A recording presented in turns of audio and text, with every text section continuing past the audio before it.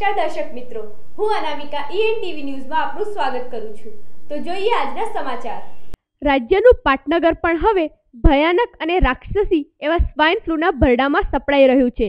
આજે શહેરમાં સેક્ટર 11 ની એક મહિલા દર્દીનું અમદાવાદ સિવિલ હોસ્પિટલમાં મોત થતાં જિલ્લામાં સ્વાઇન ફ્લૂનો મૃત્યુઆંક 4 ઉપર પહોંચ્યો છે। જો કે તંત્ર માત્ર 3નું મોત થવાનું રટણ કરી રહ્યું છે, પરંતુ ડિસેમ્બરથી અત્યાર સુધીમાં સ્વાઇન ફ્લૂ 4 દર્દીને ભરખી ગયો છે। તે તમામ મહિલાઓ છે। આમ માત્ર મહિલાઓને જ ભરખી જતા આ રોગની ગંભીરતા જેમ જેમ લોકોને સમજાતી જાય છે, તેમ તેમ પ્રજામાં આતંકની જેમ ફફડાટની લાગણી ફેલાઈ રહી છે। રાજ્યભરને ભરડામાં લઈ રહેલો સ્વાઇન ફ્લૂનો રોગ રાજ્યના પાટનગર અને ગાંધીનગર જિલ્લામાં પણ પ્રતિદિન વકરી રહ્યો હોવાનો એક પછી એક અહેવાલ જાણવા મળી રહ્યા છે। સતત 2 દિવસ સુધી બે મળી 4 કેસ એપોલો હોસ્પિટલમાં પોઝિટિવ મળી આવ્યા હતા। તે પછી આજે ત્રીજા દિવસે વધુ એક મહિલા દર્દીનું મોત થયું હોવાનું પ્રકાશમાં આવ્યું છે। મેડિકલ કાઉન્સિલ ઓફ ઇન્ડિયા દ્વારા ગાંધીનગર મેડિકલ કોલેજનું પ્રથમ રિન્યુઅલ ઇન્સ્પેક્શન આગામી 18મીના સોમવારે આવશે।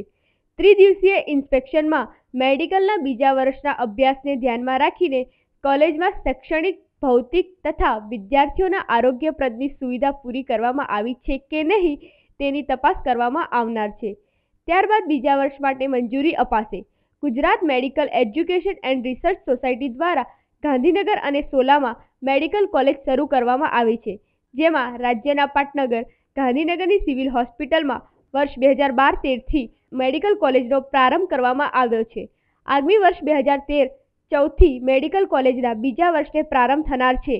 આથી બીજા વર્ષને ધ્યાનમાં રાખીને કોલેજમાં શૈક્ષણિક, ભૌતિક તેમજ આરોગ્યપ્રદને લગતી તમામ સુવિધાઓ ઉપલબ્ધ કરવામાં આવી છે કે નહીં તેની ચકાસણી કરવા માટે medical council of India team આગામી 18મીના સોમવારે આવનાર છે। EMCIના ત્રિદિવસીય ઇન્સ્પેક્શનમાં ટીમ દ્વારા મેડિકલના બીજા વર્ષમાં આવતા પેથોલોજી, મ્યુઝિયમ, સેમિનાર રૂમ અધ્યાપક પૂરતા છે કે નહીં તેની પણ તપાસ કરવામાં આવનાર છે। અહીં સમય થઈ રહ્યો છે એક નાનકડા વિરામનો। Who says there's only one India in the world? There is one more India when you see it from a Renault Duster. The impatient, unrestrained, unstoppable, unflappable kind of India. Oh yes, there is one more India, and it's busy changing the world. We at Renault have seen the new unstoppable India, and we've made a new car for it. The big, beautiful and efficient Renault Duster, made for the unstoppable Indian. વિરામ બાદ આપનું ફરી સ્વાગત છે। ગાંધીનગર જિલ્લામાં પંચાયતની આજે મળનારી ખાસ સામાન્ય સભામાં વર્ષ 2013-14ના વર્ષનું બજેટ રજૂ કરવામાં આવ્યું હતું। આ બજેટ પુરાંતલક્ષી રહેશે। પ્રાપ્ત વિગતો મુજબ બજેટના સ્વયં ભંડોળમાંથી વિકાસના કામો માટે આ વર્ષે વધુ નાણાંની જોગવાઈ કરવામાં આવી તેવી શક્યતા છે। જિલ્લા પંચાયતનું વર્ષ 2013-14ના વર્ષનું બજેટ પુરાંતલક્ષી બની રહેશે। આજે મળેલી ખાસ સામાન્ય સભામાં આ બજેટ રજૂ કરવામાં આવ્યું હતું। બજેટનો મોટા ભાગે ચીલાચાલુ રહે તેવી શક્યતા હતી।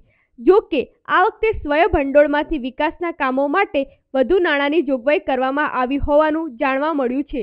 ઉલ્લેખનીય છે કે જિલ્લા પંચાયતમાં સ્વયં ભંડોળની આવકનો ગ્રાફ દર વર્ષે ઊંચો જતો જાય છે। જિલ્લા પંચાયતમાં કોંગ્રેસનું શાસન છે।